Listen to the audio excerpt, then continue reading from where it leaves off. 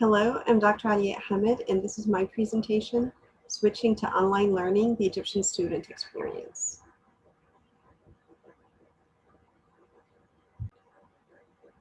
In this presentation, we'll be talking about the COVID-19 situation in Egypt, how it impacted online learning, and then we'll move on to the study of the participants, who they were, where they studied, how many of them were there, and then the methodology used to collect the data yielded, and the themes, correlations, emotions, cognitive, social, and psychological processes. And then there will be a discussion of the results yielded.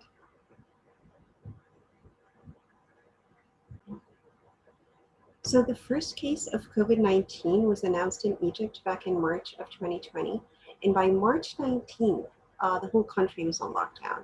Shops and businesses closed early. You were fined if you were not wearing a mask in public. Flights were suspended to and from Egypt. And schools halfway through the spring semester closed, along with universities, obviously.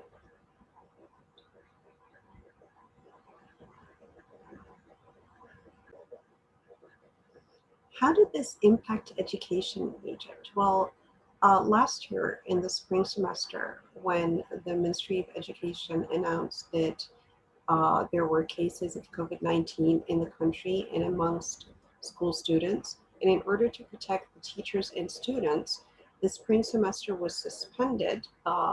Schools and universities were closed, and when they came back online. So the switch to online learning was not really easy. And that semester had to be cut short. The students were mostly required to download lectures online, and some classes were attended via Zoom. At the end of the semester, students were mostly required to submit projects or sit for an online exam. The same happened in the fall semester of 2020. Again, more cases were announced. So the January vacation was extended through February, and the exams that were supposed to take place in December of 2020 were postponed until after the students came back from the January or February vacation.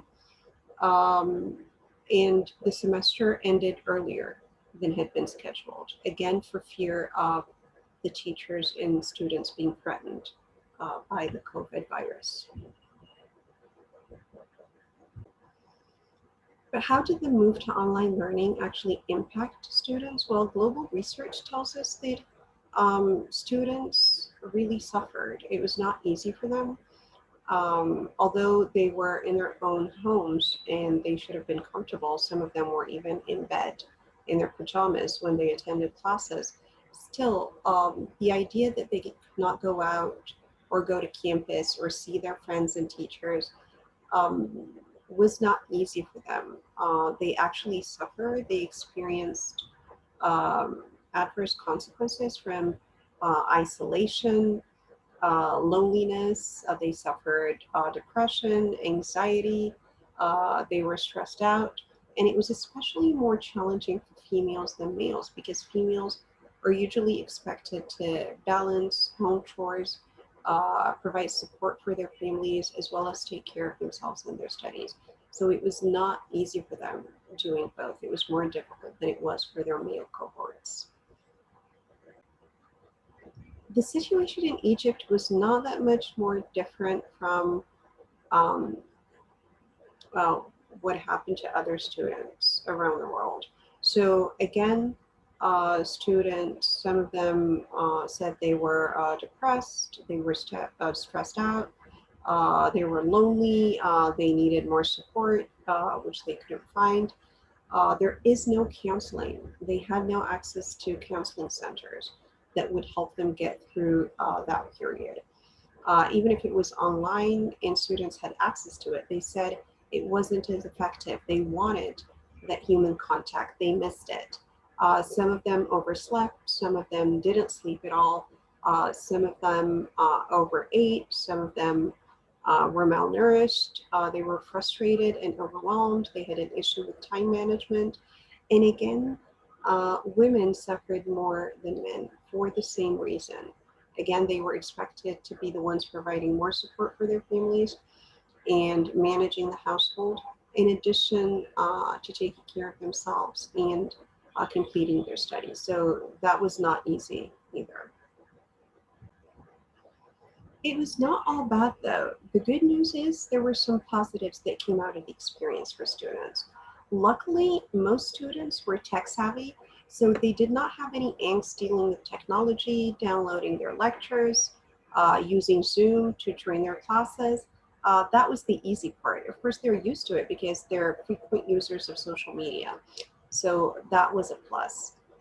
It was also reported by some students that they found some flexibility when it came to the coursework. The assignments that they had, they could complete them at their own leisure. They didn't have to do them all at once. The idea of referring to the classes, lectures, and material whenever they wanted to was again appreciated by most of them. So that was something they definitely enjoyed.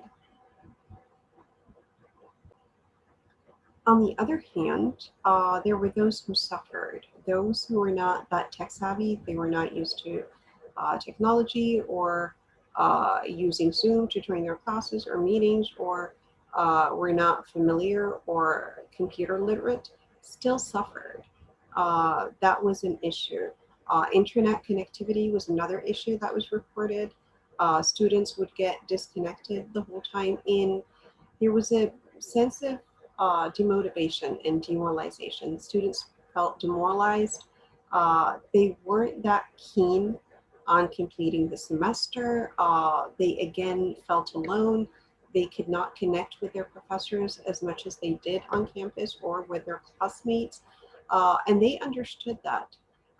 They knew that it was um, the worst time to ask their professors and classmates to always be there for them, because when they were on campus, it was easy when they got home and needed support for them to Zoom with the professor or call them or email them. But because now classes were all online, everyone, the students and professors alike, suffered from Zoom fatigue. So they said that they felt overwhelmed. The professors were not always there for them when they needed them to be. Um, they had issues managing their time. They felt overwhelmed. There were so many assignments because the professors were trying to make up for the fact that they didn't see the students as much as they did on campus. So at times the students felt that they were overcompensating by assigning them more tasks and that they were on their own, working with no support or minimal support. So again, that was an issue. Some of them said that um, nothing beats the classroom environment. Nothing beats, especially when it came to classes like research writing. They needed to see the professor. The visual cues that they took from their professors and their classmates really helped. Some of them said that sometimes classes took longer on Zoom than was actually scheduled, because most of the time the professor was not getting any feedback from the students. No one was asking questions, and the cameras were switched off, the students were muted, and the professor spent more time than they did in the actual classroom asking if everyone had understood, trying to glean if students needed more support, more explanation. So for them, that was, again, another issue that they had with online learning.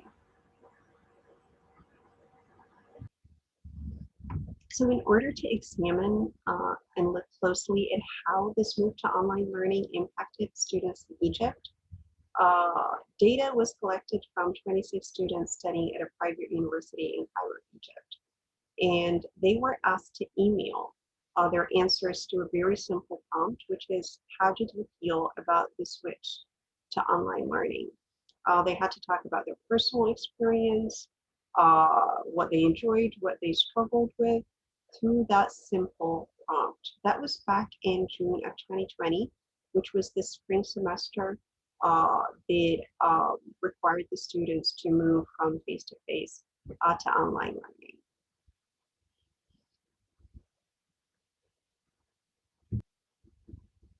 So after the students were required to respond to the prompt, what was it like switching to online learning? And data of 4,940 words were collected. This data was qualitatively analyzed. It was analyzed for content, and the common content words like stress, for example, worried, or anxiety, overwhelmed, those kinds of words were identified, and they were connected to other words that were relevant to them. So that at the end, we had map networks of connected ideas that all had to do with how they felt about online learning.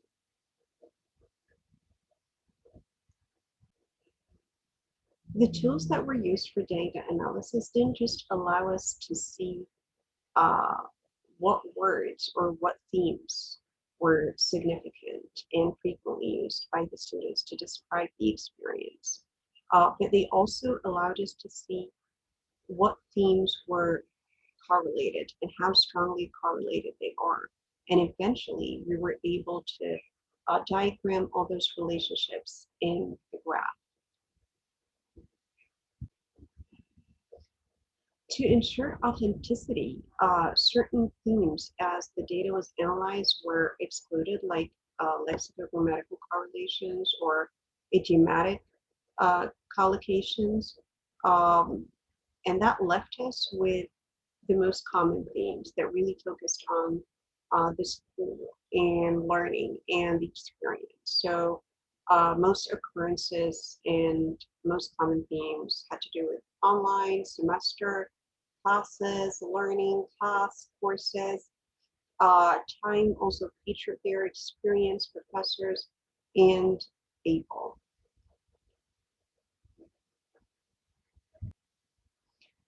The most correlated themes had to do with emotions. So for example, when talking about the experience, students mostly mentioned emotions like overwhelming. That word was used twice. Feeling was used, stress was used. The next most correlated ideas or themes involve time. So the word time, sudden, times were used, and only then do we get to the online learning mode. Only then does it begin to pop up when talking about the experience that semester. So this network of graphs allows us to see the three common emotional themes that showed up in the data. The keywords are in blue, and the other words in orange are the collocates. So stress, worried, overwhelmed, they're the ones in blue, and around them are the orange ones. And it is interesting because worried, for example, dyslexia, only connected mostly to students' personal life. Stress was connected to online learning, especially exams and the semester. Overwhelmed was connected to online learning as well. The semester, the courses, especially that kind of experience that they went through. So this allowed us to see even more clearly how certain themes were related or connected to the experience of online learning. So the data was not just analyzed by using the VOYANT software to look at different themes, correlations, and to map out graphs of those themes and correlations, but The Loop software was also used, and that's a very powerful software in choice for researchers because it is really interesting how the researcher only has to upload his or her text, and it is automatically using the software compared to the entire internet, millions of words in dictionaries on the internet. It basically looks at similar texts in terms of content. So in our case, for the data, a map of the psychological content and similarities between our data and all the data on the internet was generated. That meant words that had to do with emotions, social processes, cognitive processes, drives, and orientations.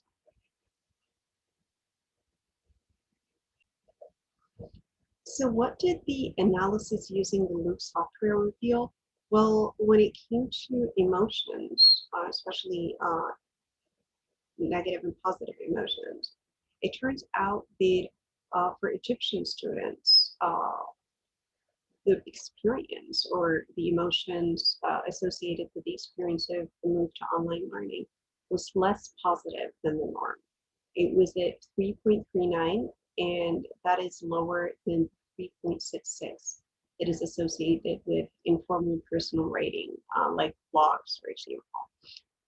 When it came to negative emotions, Egyptian students' experience with online learning turned out to be more negative than the norm. It 2.47 compared to 2.06 in informal personal ratings. Anxiety, anger, and sadness were also interesting because Egyptian students were 5 times more anxious than the norm. Uh, when it came to anger, it was 3.7 times fewer realizations of anger than the norm. Sadness, Egyptians experienced third higher than the norm. This emotion was something that they experienced more than other students. When it came to anxiety, the results were also interesting because the Loop software yielded similar results as the VOYANT software tools that was used. So that were used. Anxiety was highlighted in the words that the students used, like fear, worry, stress, anxious.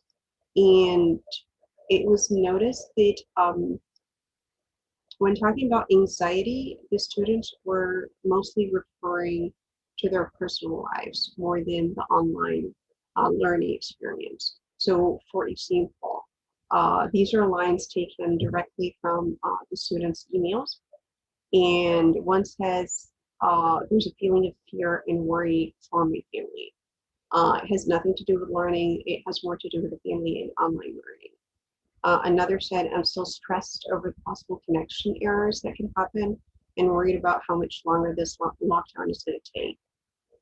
So again, the whole experience, not necessarily with learning and the internet connectivity. Each of my professors used a different tool to teach and communicate, which was a source of anxiety. And that was a third student. Another one said, I was stressed and questioning the point of continuing the semester during the pandemic because I thought that worrying about our lives, the lives of our families, and the fate of the planet were enough. So again, the bigger picture. They're looking at bigger picture. They're not necessarily looking at learning. It takes a backseat to their own lives and what can happen to them. And finally, one says, I was anxious because of the uncertainty of how the class's assignments will proceed. So again, anxiety had more to do with life concerns than online learning issues. So when it came to social processes, the LIWC software tells us that Egyptian students talked about family and friends only about 1/3 as often as the norm.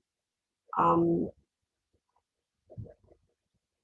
some examples that were used in which they talked about socially connecting with others are provided here. They, for example, say, being a freshman in college is a great opportunity to get to know more people. And I felt like half the year was swept away from me. Another says no social life and making new friends from the new courses we're taking and not being able to see some family members. I started to lose interest as another in one of my classes due to lack of activities, and going to university every day was man or two, whether to see or spend time with my friends. So there was mention of family and friends, but it was not as often as it was for others, as the software tells us. So when it came to psychological drives, is Egyptian students were at 9.21 when compared to the norm of 6.87. Affiliation, power, reward, and risk were close to the norm, and when it came to achievement, they were 1.8 times higher than the corpus online. This probably is due to their status as university students.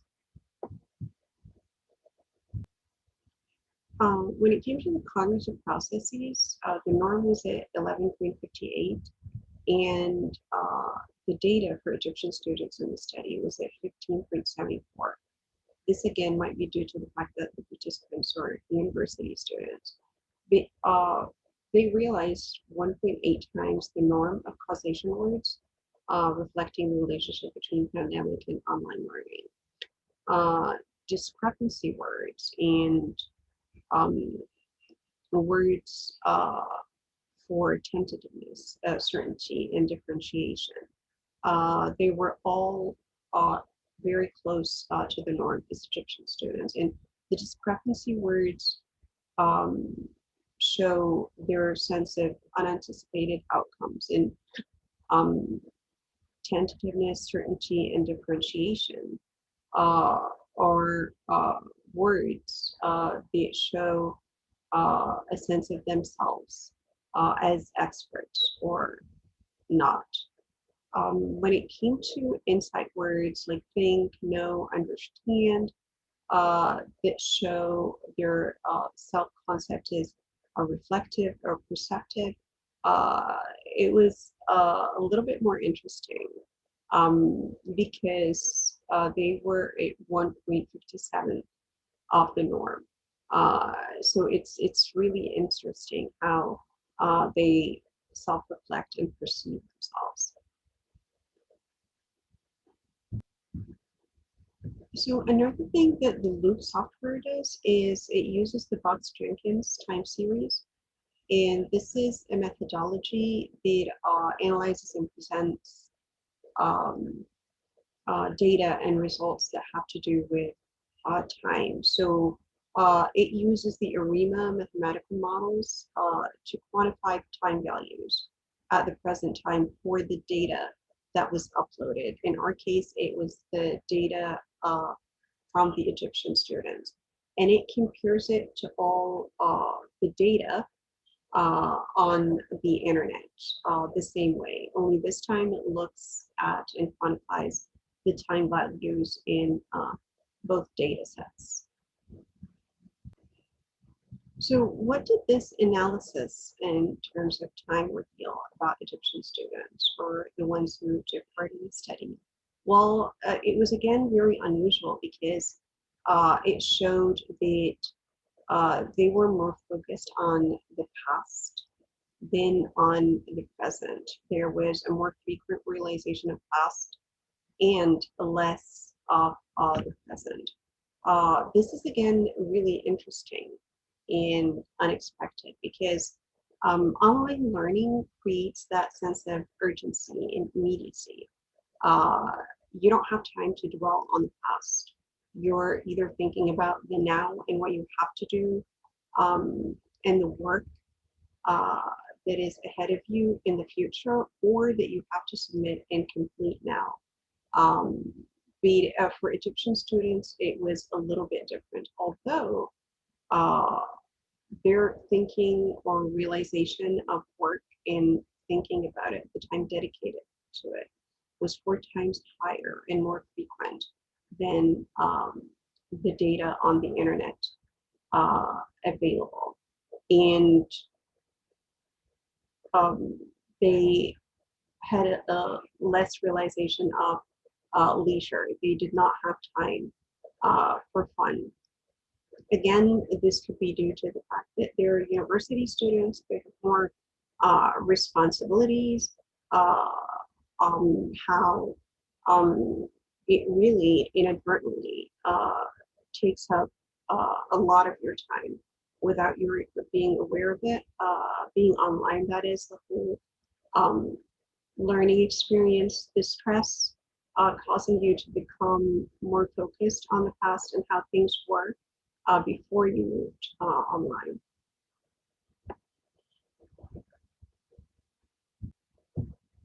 The following are some lines from the data that was collected from the Egyptian students, and they're pretty interesting because they show how students are managing their virtual time and how they feel about the whole learning experience. One of them said, at first, transferring everything to being online and digital was really hectic. The hardest part was figuring out the division between university time and home time. The line between the two seemed to blur. Uh, Here, it shows how the sense of present and future is pressurized.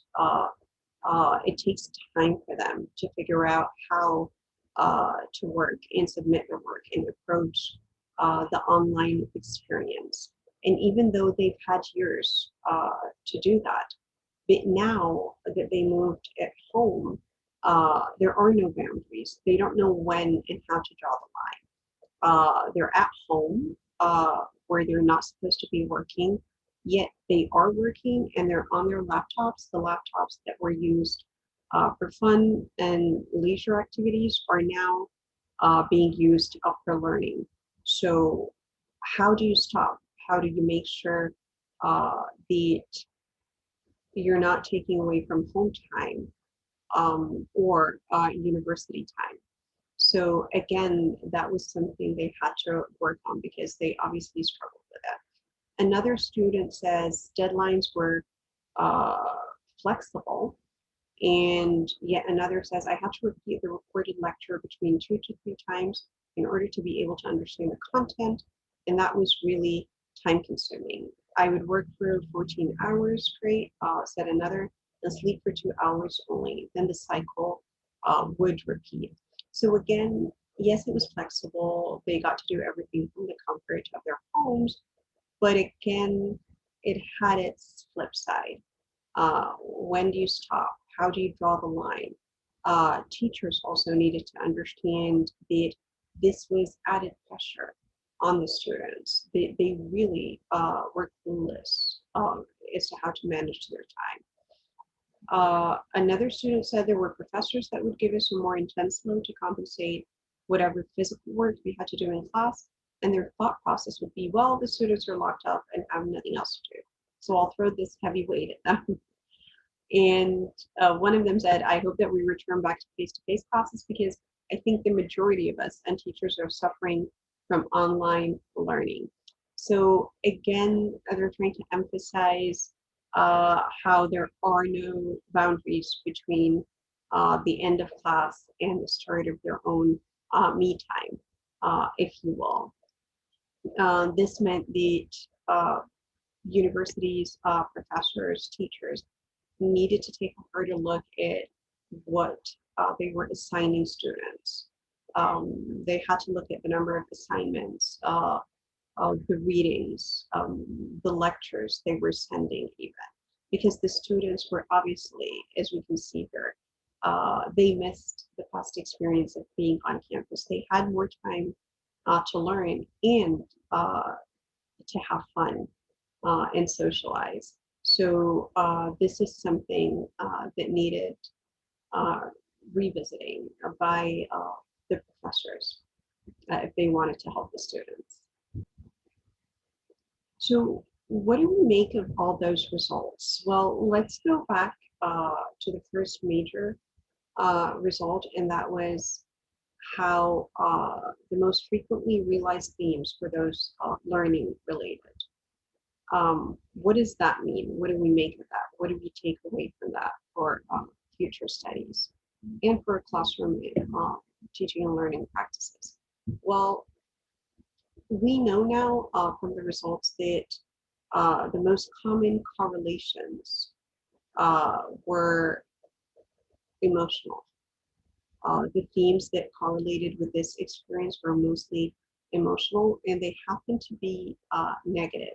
So it was all about stress and being overwhelmed or overwhelming. And it was about time um, and how it was related to the online learning modality. Um, we need to really consider and think about whether this is because this switch was very abrupt and it was halfway through the semester, or whether it's associated with online learning per se. This is a question we really want to think about. Aggregating lex themes added the emotion worry, and the network graphs show that overwhelming and stress when used by the students to describe the experience were mainly related to online learning. But worry was more related to family. It was related to their family and their life more than the learning experience. And it's also interesting that the problems with the internet connections and internet connectivity was featured there.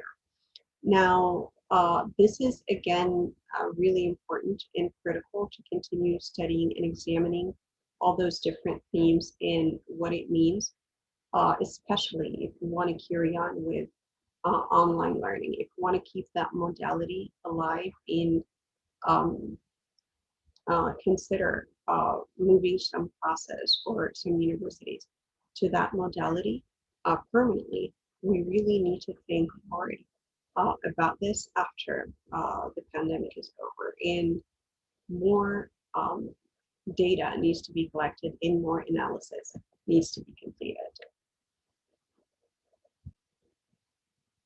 Another result that we want to look at is how the students had very strong negative emotions when it came to online learning. This again is really, really important because this has long-term consequences. The students, when they were talking about the experience, were less positive and more negative about it than the other students whose data was online. Anxiety was 5 times higher than the norm. So was sadness, even though it was not 5 times higher, but it was higher than the norm. Again, this has consequences. This could induce physical harm in the long run and needs to be considered and addressed, especially if you want to carry on with online learning. We want to know why the students feel so strongly about online learning, why the experience is mostly associated with negative emotions, and we want to be able to address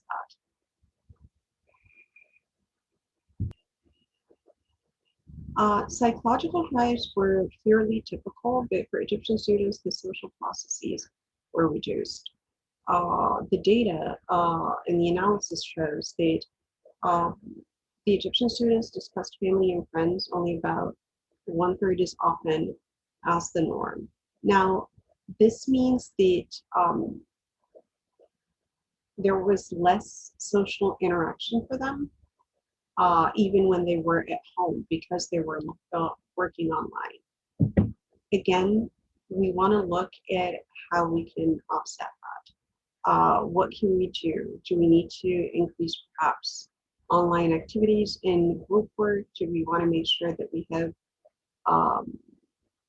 more, not necessarily Zoom meetings, but more support from their peers and their professors? What do we do about that to make sure that they're getting the social experience and socializing, even when they're learning online?